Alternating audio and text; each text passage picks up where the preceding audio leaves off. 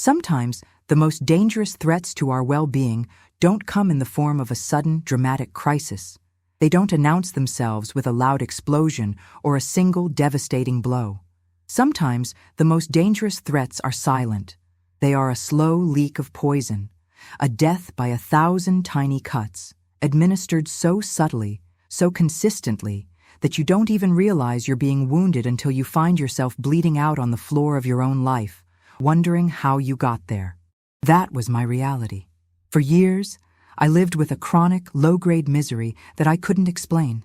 I felt constantly exhausted, not a physical tiredness that sleep could fix, but a deep, soul-level weariness. I was anxious, my mind a perpetual motion machine of worry and self-doubt. And I felt profoundly undervalued, as if I were a ghost in my own life, my contributions and my very presence going unnoticed. But if you had asked me what was wrong, I wouldn't have had an answer. On paper, my life was fine. I had a good job, a long-term relationship, a circle of friends I had known for years. There was no single, glaring problem I could point to. There was no villain, no catastrophe. And so, I did what so many of us do. I concluded that the problem must be me. I must be too sensitive. I must be ungrateful. I must be inherently flawed, predisposed to melancholy. I internalized the pain, believing it was a defect in my character, not a reflection of my circumstances. The truth was, I was being poisoned, and the poison was being administered by the very people I called my friends, my loved ones. It wasn't intentional, not in a malicious, calculating way. It was far more insidious than that. It was a toxicity born of their own insecurities, their own unresolved issues, and I was the one who was absorbing it all. This is the story of how I finally identified the poison, traced it back to its sources, and found the courage to administer the antidote. The turning point, the moment a crack appeared in the facade of my fine life, was a small, seemingly insignificant event. I had been working incredibly hard on a project at work, pouring my heart and soul into it for months. And I had finally achieved a major success, a breakthrough that I was immensely proud of. I was buzzing with a rare and wonderful feeling of accomplishment. That evening, I met up with a group of my closest friends, excited to share my good news. I told them about the project, my voice filled with genuine enthusiasm.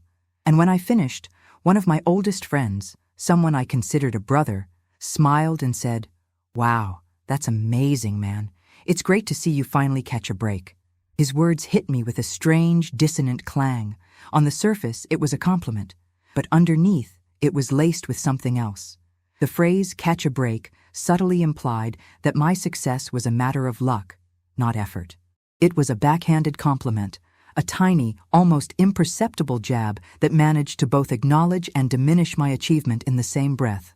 I left the gathering that night feeling strangely deflated, my hard-won joy leaking out of me like air from a punctured tire. I felt worse than I had before I shared my news. That single, confusing interaction became a splinter in my mind. It bothered me for days. Why did a compliment from a friend make me feel so bad?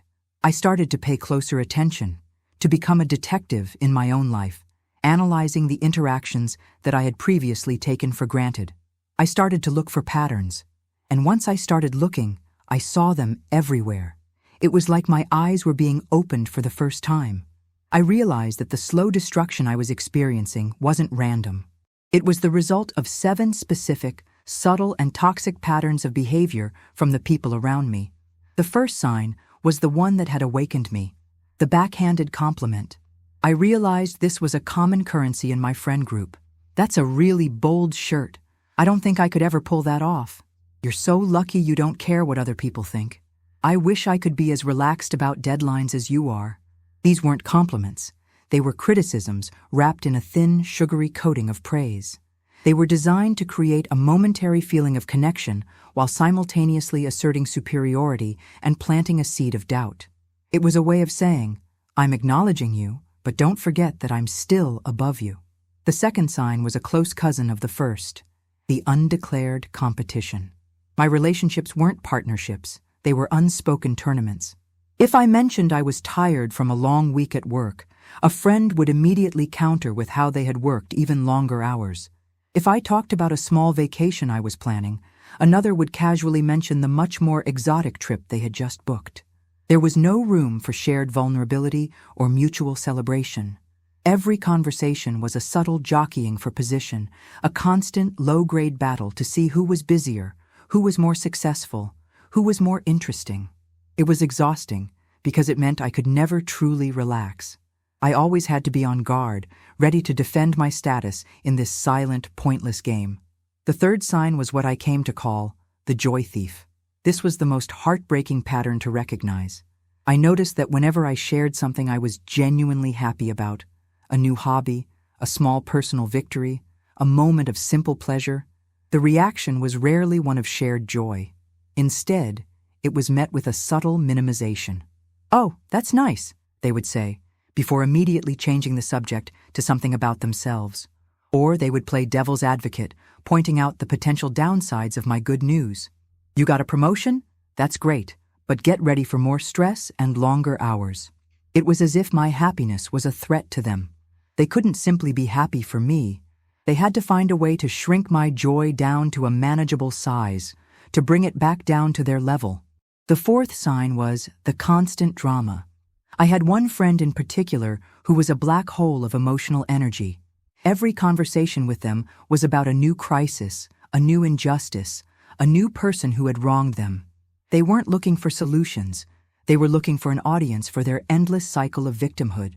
I would spend hours on the phone with them, offering advice, lending a sympathetic ear, only to feel completely and utterly drained afterwards. I was their emotional dumping ground, and our entire friendship was built on me being the stable, supportive one, while they sucked the life force out of me with their manufactured chaos. The fifth sign was the glaring lack of reciprocity. My phone was filled with the names of people I would drop everything for. I was the one who would help them move, who would listen to their breakup stories at 2 a.m., who would remember their birthdays and celebrate their successes. But when the tables were turned, when I was the one who needed help, they were suddenly busy. When I was the one going through a hard time, the support was superficial at best. The relationship was a one-way street. I was giving and giving, pouring my energy into a series of empty vessels and getting almost nothing in return. I had mistaken my utility for friendship. The sixth sign was the most insidious of all. Criticism disguised as concern. This was the preferred weapon of a particular family member. "I'm only telling you this because I love you, but are you sure you should be making that career move? It seems very risky. I'm just worried about you.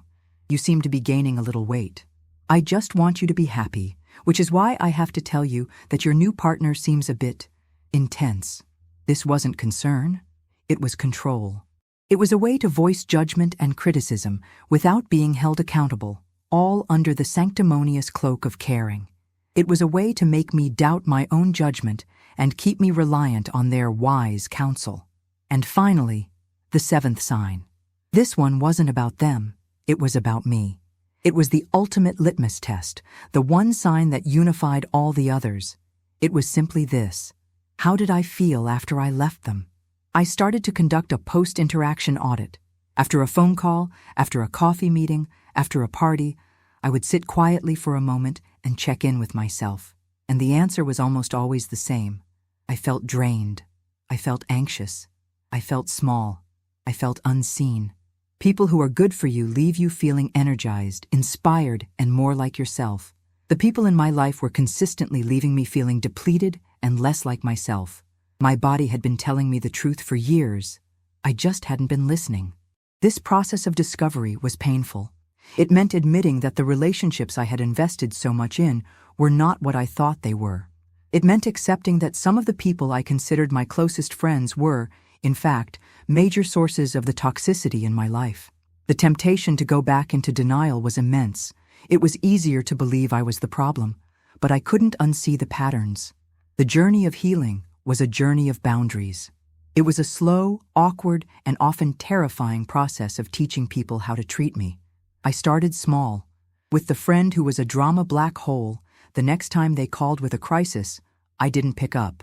I texted them later saying, "I'm sorry you're going through that, but I don't have the emotional bandwidth to talk about it right now." It felt cruel, but it was also an act of profound self-preservation. With the competitive friends, I simply stopped playing the game. When they tried to one-up me, I didn't take the bait. I would just nod and say, "That's great for you." I disengaged from the tournament. With the backhanded complimenters, I started to gently call it out. "That's an interesting way of putting it. What did you mean by that?" Just holding up a mirror to the behavior was often enough to make it stop. The hardest part was distancing myself.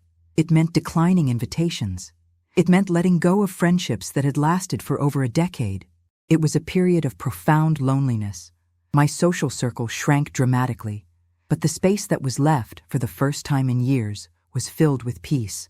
The climax of this journey was a single, powerful act of saying no.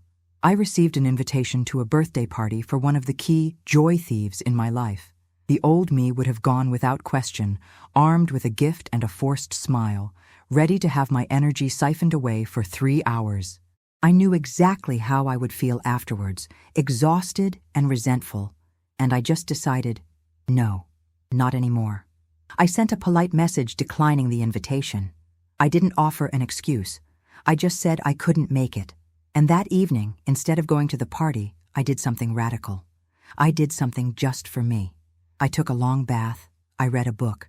I cooked myself a nice meal.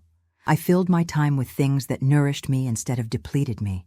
And as I sat there, in the quiet of my own apartment, I was overwhelmed by a feeling of immense peace. It was the feeling of choosing myself, the feeling of protecting my own energy. It was a quiet, simple evening, but it was one of an act of profound liberation. Today, my life is smaller, but it is also infinitely richer. The people who are in my life now are the ones who pass the test.